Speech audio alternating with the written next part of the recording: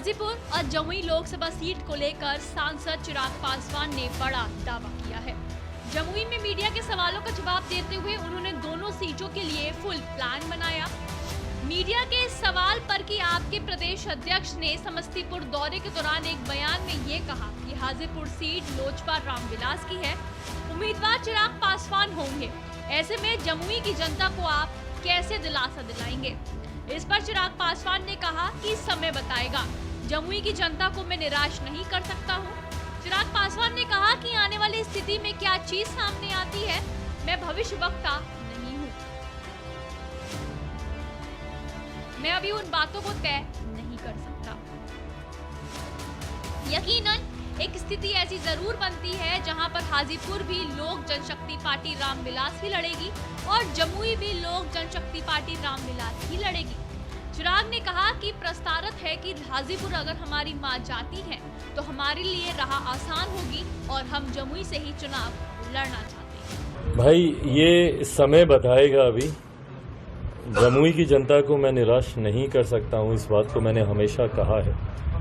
पर हाँ, आने वाली परिस्थिति में क्या चीज़ें सामने आती हैं, मैं भविष्यवक्ता नहीं हूं, मैं अभी उन बातों को तय नहीं कर सकता। यकीनन एक परिस्थिति ऐसी ज़रूर बनती है जहां पे हाजीपुर भी लोक जनशक्ति पार्टी रामविलास ही लड़ेगी और जमुई भी लोक जनशक्ति पार्टी रामविलास ही लड़ेगी।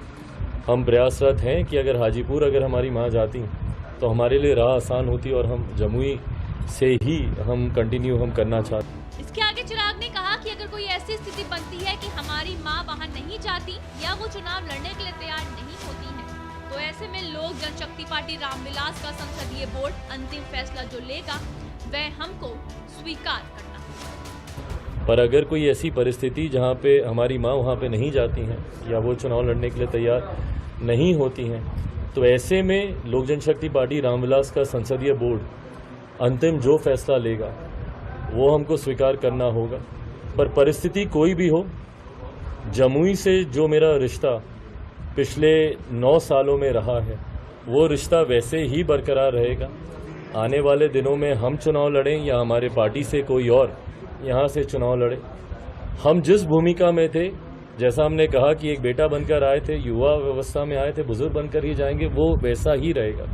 भले हम औपचारिक तौर पर यहाँ के सांसद की भूमिका में हो नहीं हो, पर जो रिश्ता यहाँ के लोगों के साथ बना है वो रिश्ता वैसे ही कायम रहेगा, वैसे ही हमारा आना जाना लगा रहेगा। पर अभी बहुत हाइपोथेटिकल हैं ये सारी बातें, चुनाव करीब आएगा उसके बाद ही अंतिम फैसला होगा कि कौन कहाँ जा रहा है। आपको बताते चलें कि हाजीपुर सीट से केंद्रीय मंत्री पशुपति पारस भी चुनाव लड़ने की बात कर रहे हैं।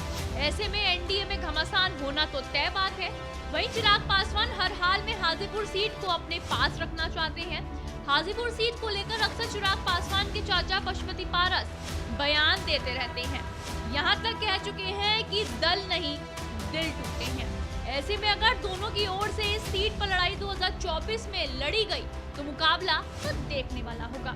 ऐसे में सियासी गलियारों में चर्चा है कि चिराग पासवान के चुनावी प्लान से कहीं चाचा को झटका ना लगे।